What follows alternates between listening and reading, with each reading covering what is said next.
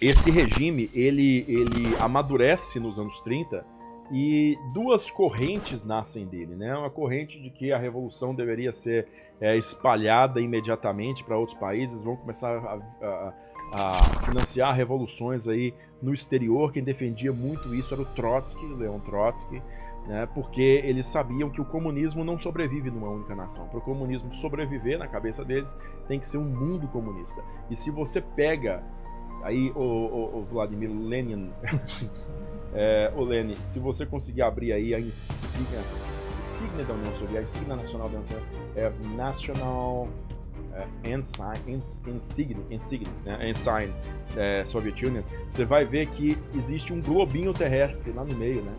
Existe um globinho terrestre lá no meio, sem fronteiras. Exato. Então é uma simbologia que demonstra que o mundo... O plano era esse. O plano é esse. O plano é o mundo ser comunista, porque é a forma correta, porque senão os outros países vão querer destruir a União Soviética. Então, a União Soviética é um país que nasce com uma síndrome, né, uma síndrome de pânico desde seus primeiros anos, né? Ou seja, eu vou ser alvo de ataque assim que alguém tiver condição, eu vou ser vitimado aqui. E outra, a necessidade de exportar a revolução para outros lugares é gigantesca, né? Só que o Stalin, ele tinha uma personalidade diferente, né? Primeiro, ele pensava, ele sabia que a revolução tinha que ser exportada, mas o problema que o Stalin achava que era mais premente para ele, tinha uma importância maior, era estabilizar a União Soviética como uma potência mundial comunista. Transformar a União Soviética numa potência comunista, num país comunista, um país agrário que era a Rússia, cheio de fazendas, cheio de gente analfabeta, enfim, ele queria transformar aquele país agrário czarista, né, numa grande potência industrial que tivesse alto poder de influência no mundo inteiro, e que aí sim ele poderia usar desse prestígio para exportar a revolução para os outros países, né? No fim das contas, o Trotsky ele acaba sendo exilado da Rússia, ele é expulso de lá, ameaça de ser assassinado, e ele vai eventualmente se estabelecer no México, né? Onde ele tem relações calientes com Frida Kahlo, entre outras mexicanas, e ele acaba sendo Gostava morto, de uma sobrancelha. uma sobrancelha, uma monocelha. Uma monocelha. E ele acaba sendo morto por um picador de gelo, né? Aquela marretinha bem fina, né? De alpinista mesmo, né? E ele acaba sendo morto por uma daquela em 1940 por um agente mexicano, né? Mexicano não, o rapaz não sei se ele era mexicano, mas estava no México, e esse cara é preso por um tempo, depois ele é recolhido para a União Soviética, ganha uma estrelinha lá de herói da União Soviética. Mas enfim, aí tá o mundo, né, sem fronteiras, o de trigo. acordo com o trigo, né, as duas. E essas duas faixas vermelhas, cara, nos símbolos mais complexos aí, elas são decoradas com dizeres. Todas elas são decoradas com dizeres muito complexos em cirílico. Então é uma simbologia bem, bem completa mesmo. E a estrela vermelha lá em cima, né? A estrela de 5 pontas. Muitos dizem que são 5 continentes, né? 5 pontas. E o vermelho é a cor da revolução. Então a estrela vermelha, a Krasnaya Zvezda, está onipresente em todo lugar, né? Em todos os pontos de existência da União Soviética. E você tem a insígnia principal do negócio, que é o martelo e a foice, simbolizando o trabalhador da cidade e o trabalhador do campo, né? A união entre o trabalhador da cidade e o trabalhador do campo. Tá. A União Soviética, então, ela cresce de importância, né, nos anos 30, com os planos quinquenais de Stalin de industrialização forçada. Quando eu digo forçada, é porque ele força a barra para a industrialização mesmo.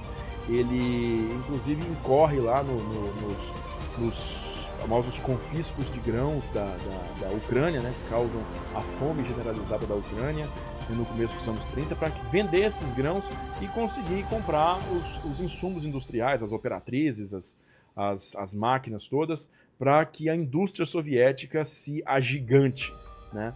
Então, a indústria soviética ela se move muito por consultores norte-americanos que vão lá implementar essas siderúrgicas, indústrias de transformação de diversas naturezas, indústrias químicas, tudo isso, né? E eles recorrem a acordos escusos, acordos na umbra, né, na sombra, com diversas nações para a obtenção de tecnologias diferentes, né? Um desses acordos é feito nos anos 20 com a Alemanha, a República de Weimar, né, que tinha sucedido o Segundo Reich alemão no final da Primeira Guerra Mundial e que naquele momento estava sob censura, sob embargo do Tratado de Versalhes, proibido de ter uma força aérea, proibido de ter uma força blindada, com um exército de 100 mil homens, o Reichswehr de 100 mil homens.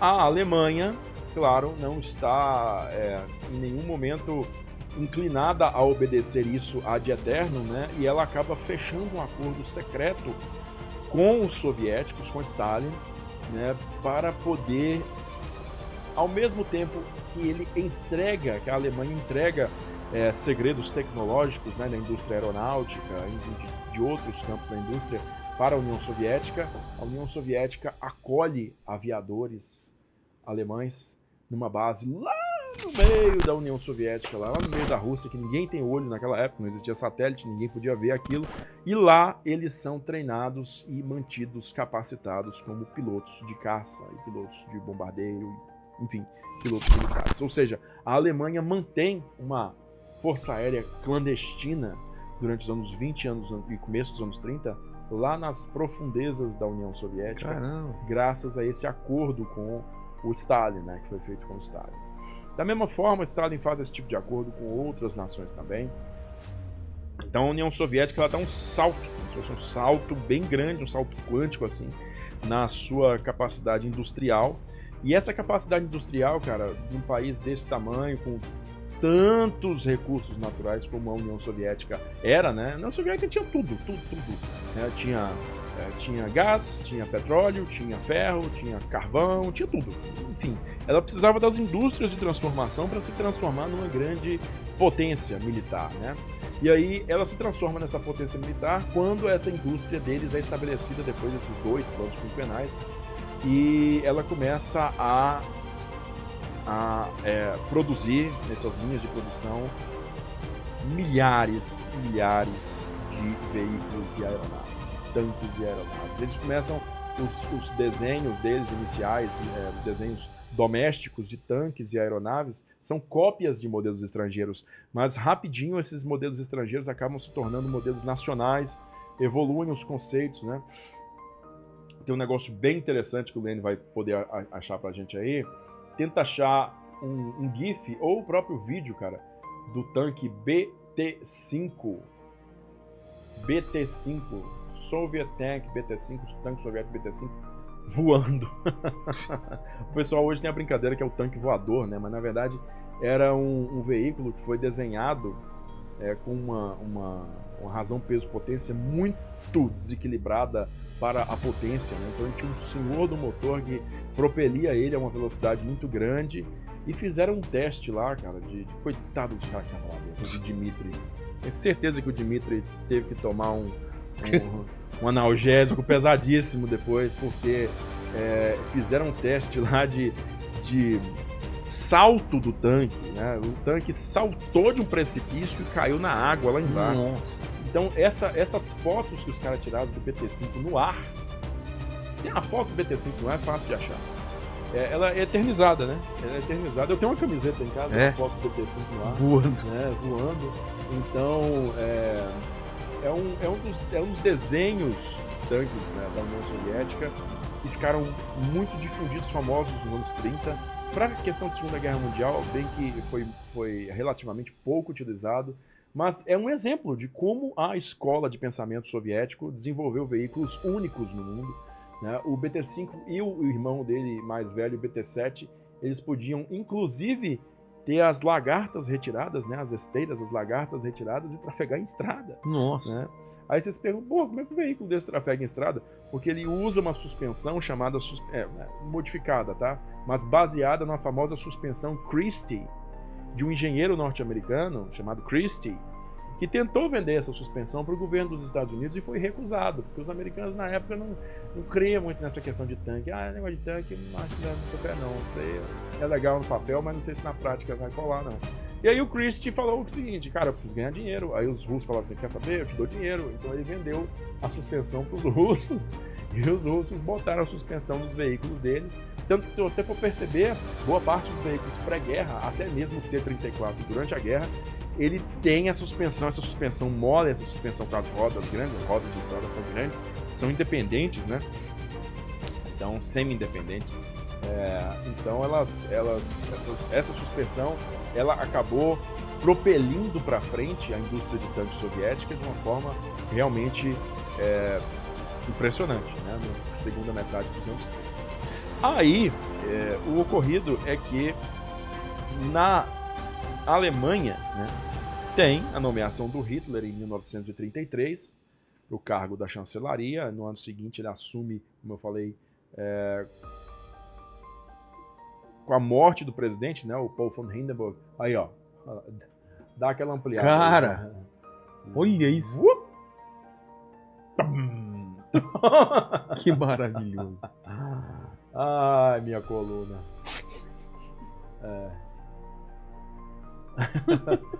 Então,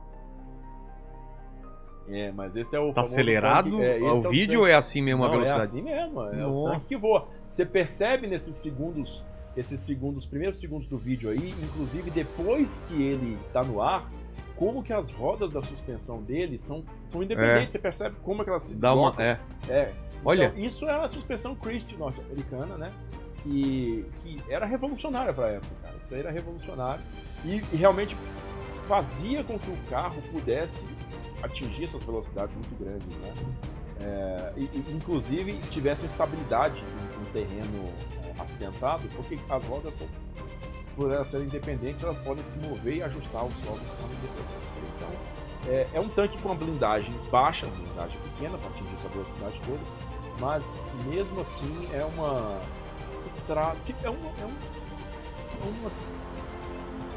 um desenho que é inequivocamente um testemunho da criatividade, da inventividade, do caráter único do pensamento militar soviético no tocante a veículos blindados, né? É isso aí. Então, o Hitler assumindo o poder na Alemanha, o que o Hitler faz? Uma das primeiras ações dele é cortar essa parceria com a União Soviética. Né? Cortar. Então, como ele corta essa parceria... Mas por que ele... Qual que é o pensamento dele? Aí que tá. Vem do futuro? Esse é o cerne da questão. O pensamento do Hitler é 150% anti-bolchevique. Ah, é? Então, ele colocou de forma bem clara e inequívoca dele, ou seja, não tinha sombra de dúvida na cabeça de ninguém, nem hoje e nem na época, que ele tivesse algum tipo de simpatia com a causa comunista. Não, era o inimigo jurado dele, era o bolchevismo, era o comunismo, né? Muito embora ele próprio formou um governo, né, uma doutrina política de orientação socialista, Partido Nacional dos Trabalhadores Alemães, Partido Nacional Socialista dos Trabalhadores Alemães. Então, Nacional Socialista dos Trabalhadores Alemães. Acontece que o socialismo do Hitler tem esse caráter nacionalista, né? Então, se bem que você pode dizer que o comunismo soviético também é nacionalista, mas o comunismo soviético é, por definição, internacionalista, né? Porque ele tinha por objetivo expandir o comunismo para o resto do mundo, todas as nações têm que ser comunistas e blá blá blá. E enquanto Hitler, ele tinha aquelas tapa-olho de burro, né? Ele não enxergava nada que não fosse a Alemanha.